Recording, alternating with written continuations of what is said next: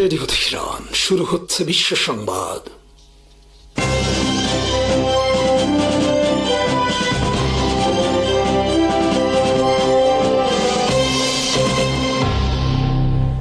শুরুতেই সংবাদ শিরোনাম। আসসালামু আলাইকুম। বিদ্যুৎ কেন্দ্রে হামলা হলে আরবের সমস্ত অবকাঠামো ধ্বংসের হুঁশিয়ারি ইরানের হামলায় আক্রান্ত ইসরায়েলের মহাকাশ প্রযুক্তি প্রতিষ্ঠান। ভারতের গণমাধ্যমের খবরে বলা হয়েছে, সেভেন সিস্টার্স ও মায়ানমার বাংলাদেশের অংশ নিয়ে খ্রিস্টান রাষ্ট্র গঠনের ষড়যন্ত্র করছে ওয়াশিংটন। ইরান যুদ্ধে যুক্তরাষ্ট্রের দুর্বলতা কাজে লাগানোর উপায় খুঁজছে বেইজিং, পরিকল্পনা তাইওয়ান দখলের। ইরান আর্মির পক্ষ থেকে বলা হয়েছে, যুক্তরাষ্ট্র ইসরায়েল যদি তাদের বিদ্যুৎ অবকাঠামোয় হামলা করে তাহলে অনির্দিষ্টকালের জন্য হরমুজ প্রণালী বন্ধ করে দেওয়া হবে। পাশাপাশি গোটা আরবের অবকাঠামো লক্ষ্য করে হামলা চালানো হবে। যুক্তরাষ্ট্রের প্রেসিডেন্ট ডোনাল্ড ট্রাম্প শনিবার ইরানকে আলটিমেটাম দিয়ে বলেছেন, 48 ঘন্টার মধ্যে হরমুজ প্রণালী খুলে দেওয়া না হলে ইরানের সমস্ত বিদ্যুৎ অবকাঠামো সহ গুরুত্বপূর্ণ সব অবকাঠামো পুরোপুরি ধ্বংস করা হবে। সোমবার সন্ধ্যায় ট্রাম্পের এই আলটিমেটামের সময় শেষ হবে। ইরানের পক্ষ থেকে ইঙ্গিত দেওয়া হয়েছে, এখন থেকে হরমুজ প্রণালী দিয়ে তাদের অনুমতি সাপেক্ষে যেসব জাহাজ চলাচল করবে তাদের কাছ থেকে এ বাবদ শুল্ক আদায় করা হবে। ইরানের একজন সংসদ সদস্য বলেছেন, প্রতি জাহাজ হরমুজ প্রণালী অতিক্রমের সময় $20 লাখ আদায় করা হবে। হরমুজ প্রণালীর কাছে ইরানের সামরিক অবস্থান পুরোপুরি ধ্বংস না হওয়া পর্যন্ত যুক্তরাষ্ট্রের অভিযান অব্যাহত থাকবে বলে জানিয়েছেন যুক্তরাষ্ট্রের অর্থমন্ত্রী স্কট বেসেন্ট। রোববার এনবিসি নিউজকে দেয়া এক সাক্ষাৎকারে তিনি বলেন, হরমুজ প্রণালীর পাশে ইরানের প্রতিরক্ষা ঘাঁটিগুলো দুর্বল করার জন্য সামরিক অভিযান চলছে এবং সেগুলো পুরোপুরি ধ্বংস না হওয়া পর্যন্ত এটি চলবে। বেসেন্ট দাবি করেন, এই অভিযান ইতিমধ্যে ইরানের সামরিক সক্ষমতাকে উল্লেখযোগ্যভাবে ক্ষতিগ্রস্ত করেছে।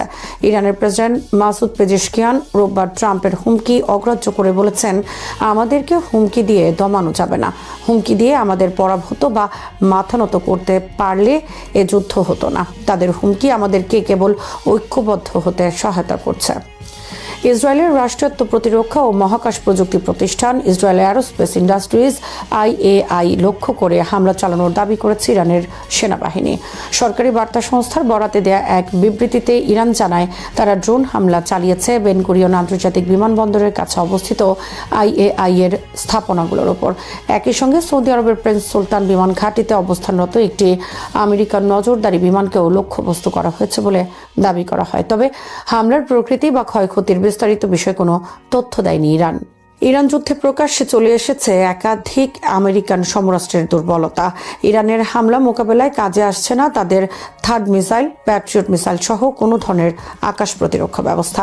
একই সঙ্গে তীব্র ঘাটতি দেখা দিয়েছে বিভিন্ন ধরনের গুরুত্বপূর্ণ অস্ত্রে। এসব বিষয়ের দিকে কড়া নজর রেখেছে চীন। তাইওয়ান, দক্ষিণ চীন সাগর সহ বিভিন্ন ইস্যুতে ভবিষ্যতে যুক্তরাষ্ট্রের সঙ্গে সম্ভাব্য যুদ্ধে যুক্তরাষ্ট্রের দুর্বলতাগুলো ভালোভাবে কাজে লাগানোর উপায় খুঁজছে বেইজিং। হরমুজ প্রণালী আটকে রেখে লাগাতার ক্ষেপণাস্ত্র ড্রোন হামলা চালিয়ে যাচ্ছে ইরান। ইরানের এই কৌশলের কাছে বর্তমানে অসহায় আমেরিকা, ইসরায়েল। অন্যদিকে যুদ্ধের কারণে বিশ্বজুড়ে তীব্র হচ্ছে জ্বালানি সংকট। এই পরিস্থিতিতে কিছুটা বাধ্য হয়ে ইরানের তেল বিক্রির উপর থেকে নিষেধাজ্ঞা সাময়িকভাবে প্রত্যাহার করতে বাধ্য হয়েছে ট্রাম্প প্রশাসন। এই ঘটনাকে যুক্তরাষ্ট্রের বিরুদ্ধে ইরানের নৈতিক জয় হিসেবেই দেখছেন প্রতিরক্ষা বিশ্লেষকদের বড় অংশ।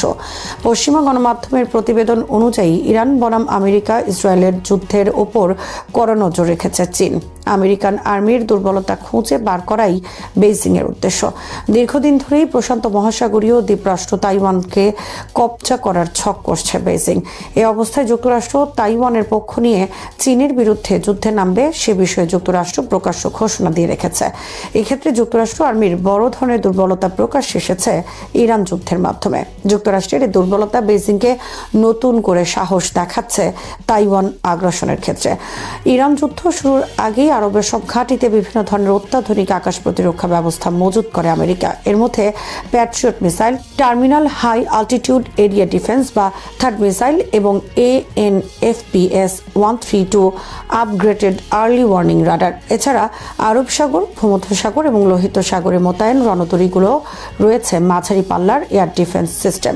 রয়েছে AGS SM-2 ও SM-6 ইন্টারসেপ্টর ক্ষেপণাস্ত্র।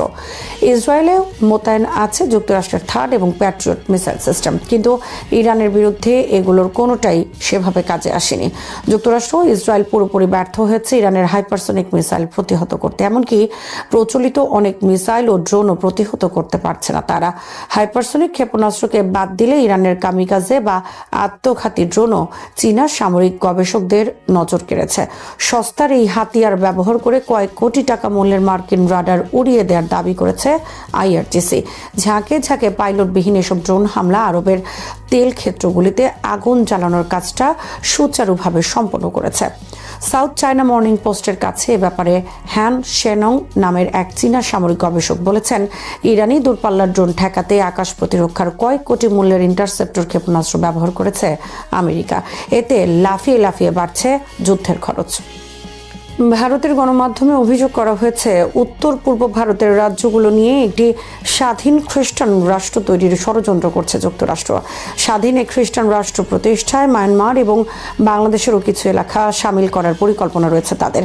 চলতি মাসে ভারতে গ্রেফতার হয়েছে একজন আমেরিকান ভাড়াটে সেনা এবং 6 জন ইউক্রেনীয় নাগরিক। এ ঘটনায় তোলপাড় চলছে ভারতে। তাদের বিরুদ্ধে অভিযোগ, চোরা পথে মায়ানমারে ঢুকে সেখানকার বিদ্রোহীদের ড্রোন প্রশিক্ষণ এবং অত্যাধুনিক হাতিয়ার সরবরাহ করছে তারা। উত্তর পূর্ব ভারত, বাংলাদেশ এবং মায়ানমারের জমি কেটে নিয়ে খ্রিস্টান রাষ্ট্র তৈরির যে ষড়যন্ত্র চলছে তার অংশ গ্রেফতারকৃত এ 7 সেনা। এ বিষয়ে তদন্ত করছে ভারতের ন্যাশনাল ইনভেস্টিগেশন এজেন্সি NIA। এ বিষয়ে ভারতের বিভিন্ন গণমাধ্যমে লেখা হয়েছে, গ্রেফতার হওয়া ভ্যান চাইক 2011 সালে প্রথমবার খবরের শিরোনাম হন। লিবিয়ায় তখন গৃহযুদ্ধ শুরু হয়েছে। সেই লড়াইয়ে বিদ্রোহীদের সঙ্গে যোগ দিয়ে ত্রিপোলির সরকারি বাহিনীর হাতে গ্রেফতার হন এই আমেরিকান ভাড়াটে সৈনিক। মুক্তি পেতে সন্স অফ লিবার্টি ইন্টারন্যাশনাল বা সোলি নামের একটি সংস্থা তৈরি করেন ভ্যান ডাউইক। তাদের মূল কাজ হল বিশ্বজুড়ে ছড়িয়ে থাকা বিদ্রোহীদের সামরিক প্রশিক্ষণ। রুশ গোয়েন্দাদের দাবি, সিরিয়া ও ইউক্রেন যুদ্ধে ঘনিষ্ঠভাবে জড়িত ছিলেন ভ্যান ডাউইক। তার গতিবিধির উপর দীর্ঘদিন ধরেই নজর রাখছিল মস্কো। সূত্রের খবর, মার্কিন ভাড়াটে সৈনিকের পা ভারতে পড়তেই নয়াদিল্লিকে সতর্ক করে ক্রেমলিন। সঙ্গে সঙ্গে তৎপর হয় NIA। চলতি বছরের 13 মার্চ কলকাতা থেকে ভ্যান ডাউইককে গ্রেফতার করা তারা। এরপর উত্তরপ্রদেশের লখনৌ এবং দিল্লি বিমানবন্দর থেকে 3 জন করে ধরা পড়েন আরও 6 ব্যক্তি। তারা প্রত্যেকেই ইউক্রেনীয় নাগরিক বলে জানা গিয়েছে। NIA এর তথ্য মতে কখনো তথ্যচিত্র নির্মাতা, কখনো আবার নিরাপত্তা বিশ্লেষক এবং যুদ্ধ প্রতিবেদক হিসেবে নিজের পরিচয় দিতেন ভ্যান ডাইক। ইউক্রেনীয় সঙ্গীদের নিয়ে পর্যটক ভিসায় ভারতে আসেন তিনি। প্রয়োজনীয় নথি ছাড়াই বিমানে পৌঁছান গুয়াহাটি। সেখান থেকে মিজোরাম হয়ে চোরাপথে সীমান্ত পেরিয়ে চলে যান মায়ানমার। সেখানে বেশ কিছুদিন ছিলেন তারা। মায়ানমারে থাকাকালীন উত্তর পূর্বে জঙ্গি নাশকতায় জড়িত সন্ত্রাসবাদী সংগঠনগুলোকে প্রশিক্ষণ দেন ওই মার্কিন ভাড়াটে সৈনিক। ভ্যান ডাইকের গ্রেফতার যুক্তরাষ্ট্রের বিরুদ্ধে বিস্ফোরক অভিযোগ তুলেছেন এদেশের সাবেক সেনাকর্তা থেকে শুরু করে গোয়েন্দাদের একাংশ। তাদের দাবি, উত্তর পূর্ব ভারতে বাংলাদেশ এবং মিয়ানমার থেকে কিছুটা জমি কেটে নিয়ে একটি পৃথক খ্রিস্টান রাষ্ট্র গড়ে তুলতে চাইছে ওয়াশিংটন। আর তাই ওই এলাকার বিচ্ছিন্নতাবাদীদের উস্কানি দেওয়া হচ্ছে। আমেরিকার গুপ্তচর সংস্থা সেন্ট্রাল ইন্টেলিজেন্স এজেন্সি বা CIA এর সঙ্গে ধৃতদের যোগসূত্র মেলার আশঙ্কাও উড়িয়ে দিচ্ছেন না তারা। সাবেক সেনা কর্মকর্তাদের কথায়, আমেরিকা মনে করে ভারতের উত্তর পূর্বাঞ্চলে স্বাধীন খ্রিস্টান রাষ্ট্র তৈরি হলে নিরাপত্তার জন্য ওয়াশিংটনের দ্বারস্থ হবে তারা। কারণ নামমাত্র সম্পদ নিয়ে আগ্রাসী চীনের সামনে অস্তিত্ব টিকিয়ে রাখা তাদের পক্ষে অসম্ভব। তখন খুব সহজেই সেখানে সেনাঘাঁটি নির্মাণ করতে পারবে যুক্তরাষ্ট্র আর্মি। বিশ্ব রাজনীতিতে সাম্প্রতিক বছরগুলোতে সামরিক প্রযুক্তির দ্রুত অগ্রগতি নতুন ধরনের অস্ত্র নিয়ে আলোচনার জন্ম দিয়েছে। যুদ্ধ এখন আর শুধু ট্যাঙ্ক, যুদ্ধবিমান বা পারমাণবিক বোমার মধ্যে সীমাবদ্ধ নেই, বরং প্রযুক্তি নির্ভর নতুন প্রজন্মের অস্ত্রগুলো ক্রমেই বেশি গুরুত্ব পাচ্ছে। এই প্রেক্ষাপটে আন্তর্জাতিক নিরাপত্তা বিশ্লেষকদের আলোচনায় উঠে এসেছে একটি বিশেষ ধরনের অস্ত্র, EMP বা ইলেকট্রোম্যাগনেটিক পালস বোমা। অনেক বিশেষজ্ঞের মতে এটি এমন একটি প্রযুক্তি যা সরাসরি বিস্ফোরণ বা ধ্বংসযজ্ঞ ছাড়াই একটি আধুনিক রাষ্ট্রের প্রযুক্তি নির্ভর অবকাঠামোকে অচল করে দিতে পারে। সাম্প্রতিক সময়ে ইরানকে ঘিরে এই অস্ত্র নিয়ে আলোচনার তীব্রতা আরও বেড়েছে, কারণ ধারণা করা হচ্ছে যে দেশটি এই প্রযুক্তির উন্নয়নে উল্লেখযোগ্য অগ্রগতি অর্জন করেছে। EMP বা ইলেকট্রোম্যাগনেটিক পালস মূলত অত্যন্ত শক্তিশালী তড়িৎ চৌম্বকীয় শক্তির একটি হঠাৎ বিস্ফোরণ, যা অল্প সময়ের মধ্যে বিশাল পরিসরে ইলেকট্রনিক যন্ত্রপাতিকে অকার্যকর করে দিতে পারে। একটি সাধারণ বিস্ফোরণের মতো মানুষের চোখে দৃশ্যমান ধ্বংসযজ্ঞ সৃষ্টি না করলেও এর প্রভাব হতে পারে অত্যন্ত গভীর এবং দীর্ঘমেয়াদী। আধুনিক বিশ্বে প্রায় সব রাষ্ট্রই বিদ্যুৎ, যোগাযোগ, ডাটা সেন্টার, স্যাটেলাইট এবং সামরিক প্রযুক্তির উপর নির্ভরশীল। ফলে এইসব ব্যবস্থাকে একসঙ্গে অচল করে দেয়া মানে একটি রাষ্ট্রের দৈনন্দিন জীবনযাত্রা থেকে শুরু করে প্রতিরক্ষা সক্ষমতা পর্যন্ত প্রায় সব কিছুকেই বিপর্যস্ত করে দেয়া। এই অস্ত্রের ধারণা নতুন নয়। শীতল যুদ্ধের সময় থেকে যুক্তরাষ্ট্র ও সোভিয়েত ইউনিয়নের বিজ্ঞানীরা পারমাণবিক বিস্ফোরণের মাধ্যমে সৃষ্ট তড়িৎ চৌম্বকীয় পালস নিয়ে গবেষণা শুরু করেছিলেন। 1962 সালে যুক্তরাষ্ট্রের একটি উচ্চ বায়ুমণ্ডলীয় পারমাণবিক পরীক্ষাগার থেকে দেখা যায় যে বিস্ফোরণের ফলে সৃষ্ট ইলেকট্রোম্যাগনেটিক পালস কয়েক হাজার কিলোমিটার দূরের ইলেকট্রনিক যন্ত্রপাতিকে অচল করে দিতে পারে। এই ঘটনার পর থেকেই ইএমপি অস্ত্রের সম্ভাবনা নিয়ে সামরিক মহলে গভীর আগ্রহ সৃষ্টি হয়।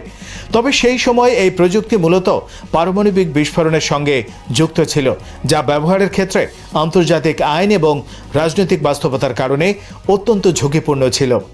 পরবর্তী কয়েক দশকে বিজ্ঞানীরা পারমাণবিক বিস্ফোরণ ছাড়াই ইএমপি সৃষ্টি করার প্রযুক্তি নিয়ে কাজ করতে শুরু করেন। এর ফল হিসেবে ধীরে ধীরে তৈরি হয় নন নিউক্লিয়ার ইএমপি বা উচ্চ ক্ষমতার মাইক্রোওয়েভ অস্ত্র। এই ধরনের অস্ত্র বিশেষ ধরনের জেনারেটর ও শক্তিশালী মাইক্রোওয়েভ তরঙ্গ ব্যবহার করে লক্ষ্যবস্তু অঞ্চলে তড়িৎ চৌম্বকীয় পালস সৃষ্টি করতে পারে। যদিও এই প্রযুক্তি পারমাণবিক ইএমপির মতো বিস্তৃত এলাকা কভার করে না, তবু এটি একটি শহর বা নির্দিষ্ট সামরিক ঘাঁটির ইলেকট্রনিক অবকাঠামোকে অচল করার জন্য যথেষ্ট শক্তিশালী হতে পারে। ইরান দীর্ঘদিন ধরে প্রযুক্তিগত নিষেধাজ্ঞার মধ্যে থেকেও নিজস্ব সামরিক গবেষণা ও উন্নয়নের উপর জোর দিয়ে এসেছে। ক্ষেপণাস্ত্র প্রযুক্তি, ড্রোন, সাইবার যুদ্ধ এবং ইলেকট্রনিক যুদ্ধের ক্ষেত্রে দেশটি উল্লেখযোগ্য অগ্রগতি করেছে বলে বিভিন্ন আন্তর্জাতিক প্রতিবেদনে উল্লেখ রয়েছে। এই প্রেক্ষাপটে কিছু সামরিক বিশ্লেষক মনে করেন যে ইরান সম্ভবত ইএমপি প্রযুক্তির উপরও গবেষণা চালিয়ে যাচ্ছে। যদিও দেশটির পক্ষ থেকে এই বিষয়ে খুব বেশি আনুষ্ঠানিক তথ্য প্রকাশ করা হয়নি, তবুও বিভিন্ন সামরিক মহলে এই নিয়ে জল্পনা কল্পনা অব্যাহত রয়েছে। ইএমপি অস্ত্রের সবচেয়ে বড় শক্তি হলো এটি সরাসরি মানুষের উপর আঘাত হানে না, বরং প্রযুক্তি নির্ভর অবকাঠামোর উপর আঘাত হানে। আধুনিক সভ্যতা মূলত বিদ্যুৎ ও তথ্য প্রযুক্তির উপর দাঁড়িয়ে আছে। হাসপাতাল, ব্যাংক, বিমান চলাচল ব্যবস্থা, ট্রাফিক নিয়ন্ত্রণ, পানির সরবরাহ, শিল্প উৎপাদন সবকিছুই নির্ভর করে বিদ্যুৎ ও ইলেকট্রনিক সিস্টেমের উপর। যদি হঠাৎ করে একটি শক্তিশালী ইএমপি বিস্ফোরণ ঘটে এবং এসব সিস্টেম অচল হয়ে যায়, তাহলে পুরো সমাজ ব্যবস্থা কয়েক ঘন্টার মধ্যে বিশৃঙ্খলার মধ্যে পড়ে যেতে পারে। বিশেষজ্ঞদের মতে একটি বড় শহরের উপর ইএমপি হামলা হলে প্রথমেই বিদ্যুৎ গ্রিড বিকল হয়ে যেতে পারে। আধুনিক বিদ্যুৎ গ্রিডে ব্যবহৃত ট্রান্সফরমার ও নিয়ন্ত্রণ ব্যবস্থা অত্যন্ত সংবেদনশীল ইলেকট্রনিক সার্কিটের উপর নির্ভর করে। শক্তিশালী তড়িৎ চৌম্বকীয় পালস এই সার্কিটগুলোকে মুহূর্তের মধ্যে পুড়িয়ে ফেলতে পারে বা স্থায়ীভাবে ক্ষতিগ্রস্ত করতে পারে। ফলে বিদ্যুৎ সরবরাহ বন্ধ হয়ে যায় এবং শহর অন্ধকারে ডুবে যায়। এর পরপরই যোগাযোগ ব্যবস্থা বিপর্যস্ত হতে পারে। Mobile tower, internet router, satellite যোগাযোগ ব্যবস্থা এবং ডাটা সেন্টারগুলো একই ধরনের ইলেকট্রনিক যন্ত্রপাতির উপর নির্ভরশীল। ইএমপির প্রভাবে এসব যন্ত্রপাতি অকার্যকর হয়ে গেলে ফোন কল, ইন্টারনেট সংযোগ এবং ডিজিটাল তথ্য আদান প্রদান প্রায় অসম্ভব হয়ে পড়ে। আধুনিক অর্থনীতি যেখানে ডিজিটাল লেনদেন ও অনলাইন নেটওয়ার্কের উপর নির্ভরশীল, সেখানে এই ধরনের পরিস্থিতি অর্থনৈতিক কার্যক্রমকে সম্পূর্ণ থামিয়ে দিতে পারে। বিমান চলাচল ব্যবস্থাও ইএমপি হামলার একটি বড় ঝুঁকির মধ্যে পড়ে। বিমানবন্দরগুলোতে ব্যবহৃত রাডার, নেভিগেশন সিস্টেম এবং যোগাযোগ নেটওয়ার্ক অত্যন্ত উন্নত ইলেকট্রনিক প্রযুক্তির উপর নির্ভর করে। যদি হঠাৎ করে এই সিস্টেমগুলো অচল হয়ে যায়, তাহলে আকাশে থাকা বিমানগুলোর জন্য পরিস্থিতি অত্যন্ত বিপজ্জনক হয়ে উঠতে পারে। যদিও আধুনিক বিমানে কিছু ব্যাকআপ সিস্টেম থাকে, তবুও বড় পরিসরে প্রযুক্তিগত বিপর্যয় বিমান চলাচলকে গুরুতরভাবে ব্যাহত করতে পারে। সামরিক ক্ষেত্রেও ইএমপি অস্ত্রের প্রভাব ব্যাপক হতে পারে। আধুনিক সেনাবাহিনী রাডার, ড্রোন, স্যাটেলাইট যোগাযোগ ব্যবস্থা এবং স্বয়ংক্রিয় অস্ত্র নিয়ন্ত্রণ প্রযুক্তির উপর নির্ভর করে। একটি শক্তিশালী ইএমপি বিস্ফোরণ এসব প্রযুক্তিকে অচল করে দিলে একটি দেশের প্রতিরক্ষা ব্যবস্থা সাময়িকভাবে অন্ধ এবং বধির হয়ে যেতে পারে। ফলে শত্রুপক্ষ সহজেই সামরিক অভিযান পরিচালনার সুযোগ পেতে পারে। এ কারণেই অনেক সামরিক বিশ্লেষক ইএমপিকে সাইলেন্ট ওয়েপন বা নীরব যুদ্ধের অস্ত্র বলে আখ্যা দেন। এটি পারমাণবিক বোমার মতো ব্যাপক প্রাণহানি ঘটায় না, কিন্তু একটি রাষ্ট্রের কার্যকরী সক্ষমতাকে গভীরভাবে দুর্বল করে দিতে পারে। তাছাড়া এই অস্ত্র ব্যবহারের ক্ষেত্রে আন্তর্জাতিক প্রতিক্রিয়াও তুলনামূলকভাবে ভিন্ন হতে পারে, কারণ এতে সরাসরি ধ্বংসযোগ্য বা তেজস্ক্রিয় দূষণ সৃষ্টি হয় না। তবে ইএমপি অস্ত্র নিয়ে অনেক ভুল ধারণাও রয়েছে। অনেক সময় মনে করা হয় যে এই অস্ত্রের বিস্ফোরণে আশেপাশের মানুষ সঙ্গে সঙ্গে মারা যায়। বাস্তবে ইএমপি মূলত ইলেকট্রনিক যন্ত্রপাতির উপর প্রভাব ফেলে। মানুষের শরীরের উপর এর সরাসরি প্রাণঘাতী প্রভাব সাধারণত খুব কম। তবে যদি এর ফলে গুরুত্বপূর্ণ অবকাঠামো যেমন হাসপাতাল, পরিবহন ব্যবস্থা বা বিদ্যুৎ সরবরাহ দীর্ঘ সময়ের জন্য অচল হয়ে যায়, তাহলে পরোক্ষভাবে মানবিক সংকট তৈরি হতে পারে। আন্তর্জাতিক নিরাপত্তা বিশ্লেষকদের মতে ভবিষ্যতের যুদ্ধ ক্রমেই প্রযুক্তি নির্ভর হয়ে উঠছে। সাইবার আক্রমণ, কৃত্রিম বুদ্ধিমত্তা, ড্রোন এবং ইলেকট্রনিক যুদ্ধ এখন সামরিক কৌশলের গুরুত্বপূর্ণ অংশ। ইএমপি অস্ত্র এই প্রযুক্তি নির্ভর যুদ্ধের একটি সম্ভাব্য উপাদান হিসেবে বিবেচিত হচ্ছে। বিভিন্ন দেশ ইতোমধ্যে তাদের গুরুত্বপূর্ণ অবকাঠামোকে ইএমপি আক্রমণ থেকে রক্ষা করার জন্য বিশেষ সুরক্ষা ব্যবস্থা তৈরি করার চেষ্টা করছে। যুক্তরাষ্ট্র, রাশিয়া, চীন সহ বেশ কয়েকটি বড় শক্তি বহু বছর ধরেই ইএমপি প্রতিরক্ষা প্রযুক্তি নিয়ে গবেষণা করছে। সামরিক ঘাঁটি, ডাটা সেন্টার এবং গুরুত্বপূর্ণ বিদ্যুৎ অবকাঠামোকে বিশেষ ধরনের শিল্ডিং প্রযুক্তির মাধ্যমে সুরক্ষিত করার চেষ্টা করা হচ্ছে। কিছু ক্ষেত্রে এমনকি গুরুত্বপূর্ণ সামরিক যন্ত্রপাতিকে বিশেষভাবে ডিজাইন করা হচ্ছে যাতে তা তড়িৎ চৌম্বকীয় পালসের প্রভাব সহ্য করতে পারে। তবে সমস্যা হলো, একটি পুরো দেশের সব অবকাঠামোকে ইএমপি প্রতিরোধী করে তোলা অত্যন্ত ব্যয়বহুল এবং প্রযুক্তিগতভাবে জটিল। ফলে অনেক দেশ এখনও এই ধরনের আক্রমণের ঝুঁকি পুরোপুরি মোকাবেলা করতে সক্ষম নয়। বিশেষ করে উন্নয়নশীল দেশগুলোর ক্ষেত্রে এই ঝুঁকি আরও বেশি। ইরানকে ঘিরে ইএমপি অস্ত্র নিয়ে আলোচনা মূলত এই বৃহত্তর ভূ রাজনৈতিক বাস্তবতার অংশ। মধ্যপ্রাচ্য দীর্ঘদিন ধরে সামরিক উত্তেজনার কেন্দ্রবিন্দু। এই অঞ্চলে প্রযুক্তিগতভাবে উন্নত মানের অস্ত্রের সম্ভাবনা আন্তর্জাতিক মহলের উদ্বেগ বাড়িয়ে দেয়। তবে একই সঙ্গে অনেক বিশ্লেষক মনে করেন যে ইএমপি অস্ত্রের কার্যকারিতা ও বাস্তব ব্যবহার নিয়ে এখনও অনেক অনিশ্চয়তা রয়ে গেছে। সব মিলিয়ে বলা যায় ইএমপি প্রযুক্তি আধুনিক যুদ্ধের একটি গুরুত্বপূর্ণ এবং জটিল অধ্যায়। এটি এমন একটি ধারণা বা সামরিক কৌশল, প্রযুক্তি এবং আন্তর্জাতিক রাজনীতির সংযোগের স্থলে দাঁড়িয়ে আছে। ভবিষ্যতে এই প্রযুক্তির উন্নয়ন ও ব্যবহার বিশ্ব নিরাপত্তা পরিস্থিতির উপর কী ধরনের প্রভাব ফেলবে তা এখনই নিশ্চিত করে বলা কঠিন। তবে একটা বিষয় পরিষ্কার, প্রযুক্তি নির্ভর আধুনিক বিশ্বে ইলেকট্রনিক অবকাঠামো নিরাপত্তা এখন আগের যে কোনো সময়ের তুলনায় বেশি গুরুত্বপূর্ণ হয়ে উঠছে। ইন্টারনেট যুগের শুরুর দিকে বিশেষ করে পোস্ট ৯-১১ প্রজন্মের রাজনৈতিক চেতনা যখন দ্রুত গড়ে উঠছিল, তখন মধ্যপ্রাচ্যের এক নেতা মুসলিম কিশোর তরুণদের কল্পনায় আলাদা এক জায়গা করে নিয়েছিলেন, মাহমুদ আহমেদিনেজাদ। তার উত্থান শুধু ইরানের অভ্যন্তরীণ রাজনীতির গল্প ছিল না, বরং তা ছিল এক বিশ্ব রাজনৈতিক মুহূর্তের প্রতিফলন, যখন আফগানিস্তান ও ইরাক যুদ্ধ, আবু গারিব কেলেঙ্কারি এবং বৈশ্বিক সন্ত্রাস বিরোধী অভিযানের নামে মুসলিম বিশ্বের উপর সামরিক ও রাজনৈতিক চাপ সব মিলিয়ে এক গভীর হতাশা ও ক্ষোভের পরিবেশ তৈরি করেছিল।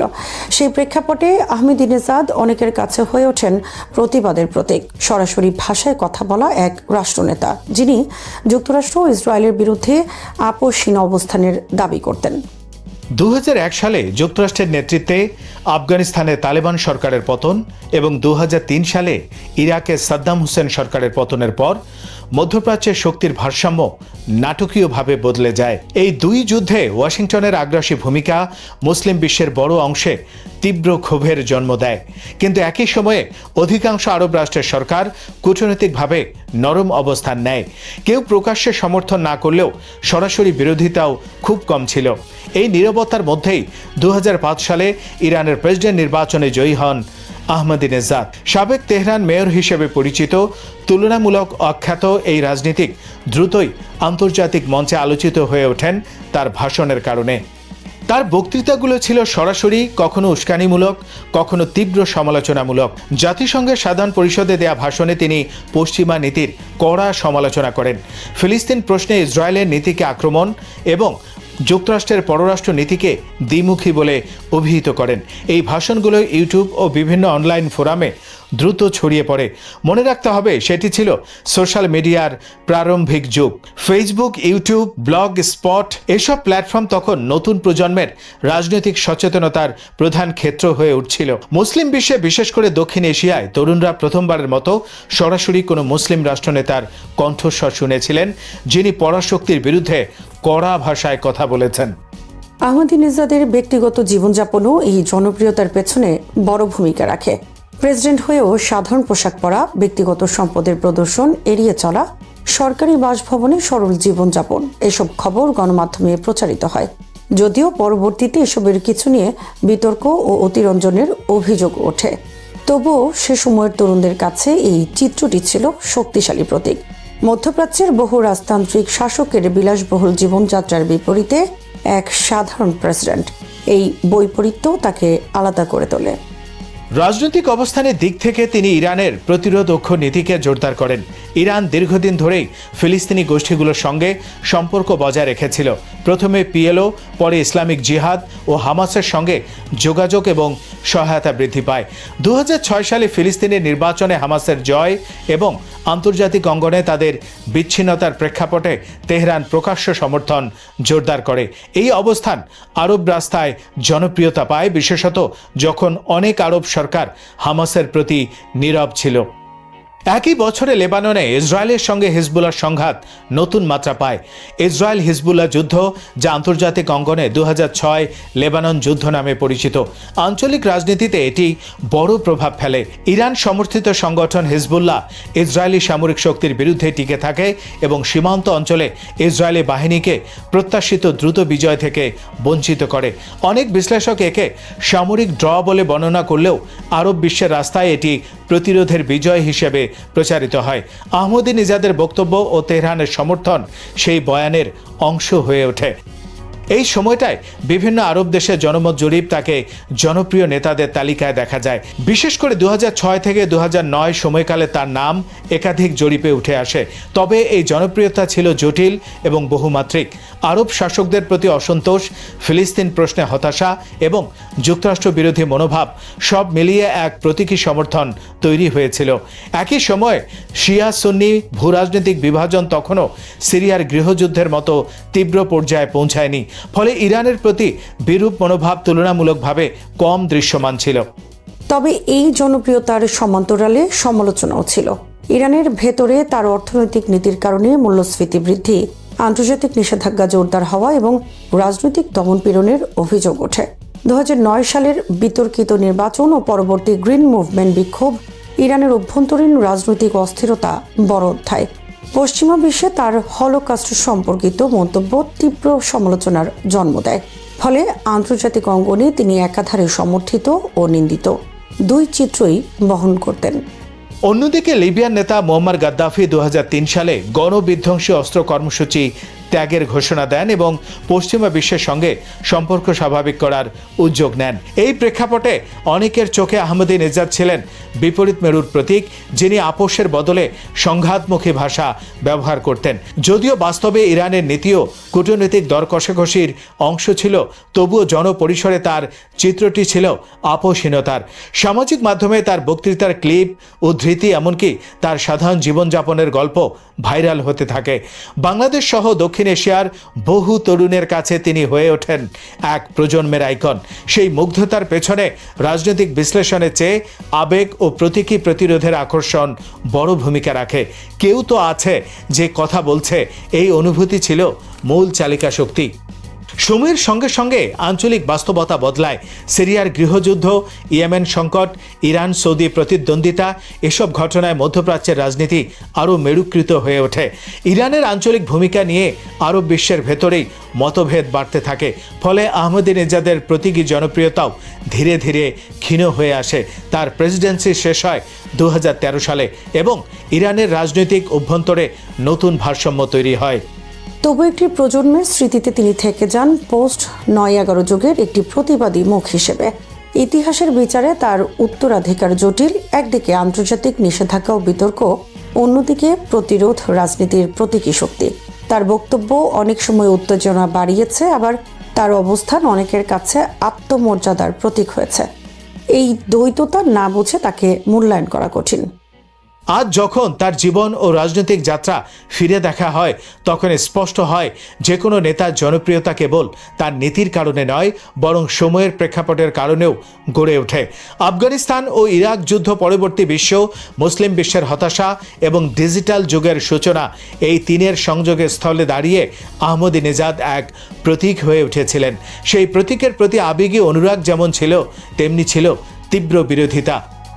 এক প্রজন্মের কৈশোরে যে নেতার ভাষণ উত্তেজনা ও আত্মপরিচয়ের বোধ জাগিয়েছিল, পরবর্তীতে তাকে নিয়ে বিশ্লেষণ আরও সংযত ও সমালোচনামূলক হয়েছে। ইতিহাস শেষ পর্যন্ত আবেগ নয়, বরং প্রেক্ষাপট, নীতি ও ফলাফলের সমন্বয়ে বিচার করে। তবুও ব্যক্তিগত স্মৃতিতে কিছু চরিত্র থেকে যায় আলাদা আলোয়, যারা সময়ের চেয়ে বড় না হলেও সময়ের প্রতীক হয়ে ওঠেন। মাহমুদ আহমদিনেজাদের রাজনৈতিক জীবন সেই প্রতীকী অধ্যায়েরই একটি অংশ। শ্রোতা বন্ধুরা, বিশ্ব সংবাদে এই ছিল আমাদের সর্বশেষ আয়োজন। সঙ্গে থাকার জন্য আপনাদের সবাইকে অসংখ্য ধন্যবাদ।